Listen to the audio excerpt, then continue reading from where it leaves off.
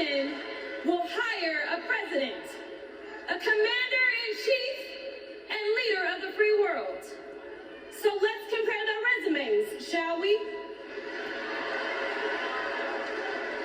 One candidate worked at McDonald's while she was in college at an HBCU. HU. The other was born with a silver spoon in his mouth and helped his daddy in the family business. Housing discrimination, that is. She became a career prosecutor while he became a career criminal. With 34 felonies, 2 impeachments, and 1 porn star to prove it.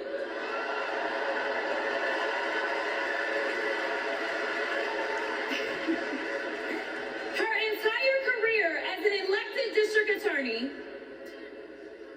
attorney general, and senator, she's always worked for one client, the people. Meanwhile, he's a 78-year-old, lifelong predator, fraudster, and cheat, known for inciting violent mobs. Listen, y'all. He's only looked out for one person, himself. As women are dying, he is bragging about overturning Roe. And y'all know I come from Texas. And right now in Texas, come on, Texas. But right now in Texas, they want to institute the death penalty. That is a problem. While Kamala Harris is fighting for our reproductive rights to be restored. She is also the leader we need on the global stage. She helped secure the release of Americans wrongfully detained in Russia.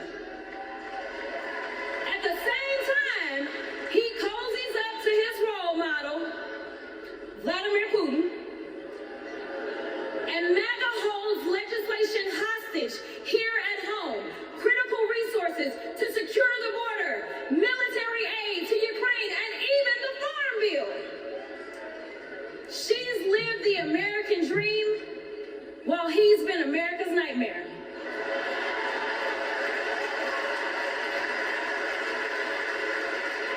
America, looking at the 2 choices before you, who would you hire? Donald Trump or Kamala Harris?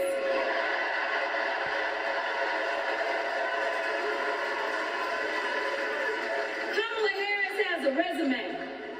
Donald Trump has a rap sheet.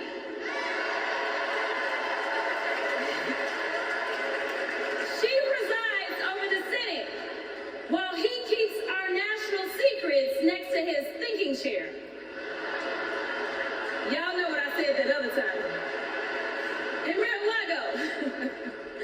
Well, Donald Trump wants to put our 1787 Constitution through his Project 2025 paper shredder and make every day January 6th. Kamala Harris is fighting to fulfill the promise of America. In the real world, this wouldn't even be close. But this election is. Don't make a mistake. We are the underdogs in this fight. Even though there's only one person qualified, only one person who's done the work, and who has delivered the results. And she needs you. She needs your one vote this November. Can we count on you?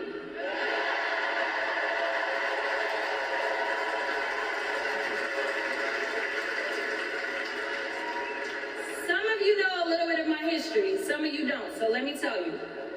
I was a public defender.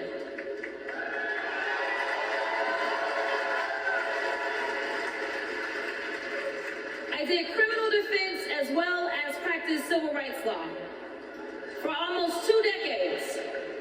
I know a good prosecutor when I see one.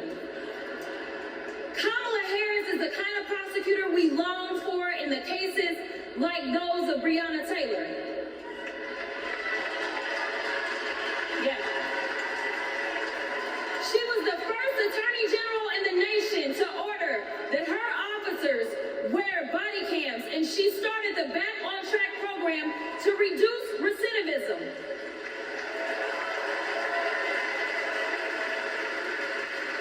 Listen, y'all, she did all these things because she genuinely cares about people. She sees each person as just that, a person, not a statistic. She's proven that since the first day she stepped into a courtroom and said what y'all already heard Hillary say. I did not copy off of her speech. I just want y'all to know. She walked into that courtroom and said, Kamala Harris for the people. And she meant that.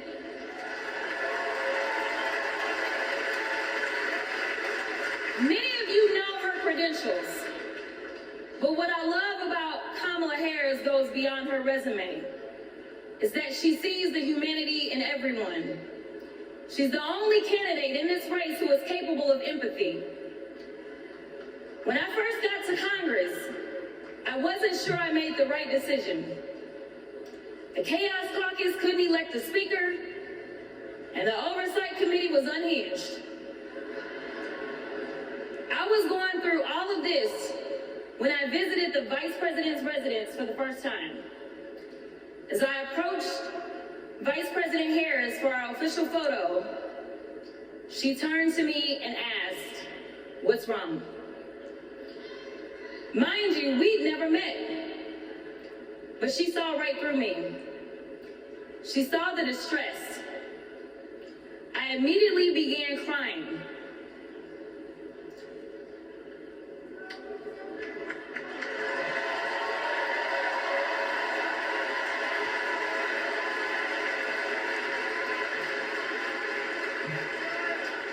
And the most powerful woman in the world wiped my tears and listened.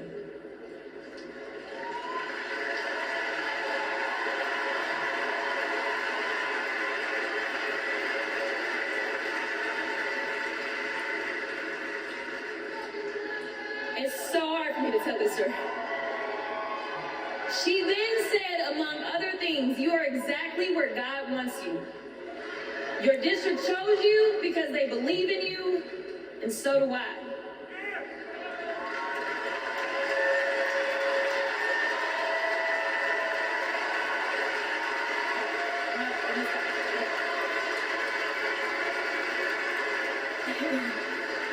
The next month, I went viral for the first of many times to come for hitting Republicans with a dose of their own medicine. That brief but impactful interaction gave me my legislative legs, and I've been running ever since.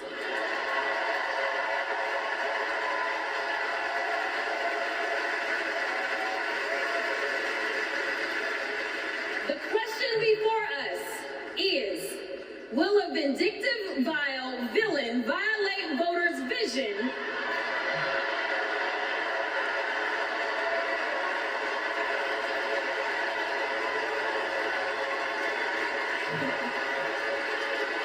for a better America or not?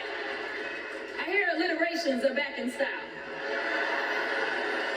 We deserve better. We deserve a president who can be a bright light in a sea of darkness.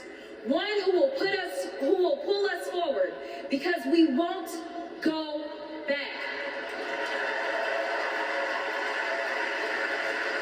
Amanda Gorman said it best.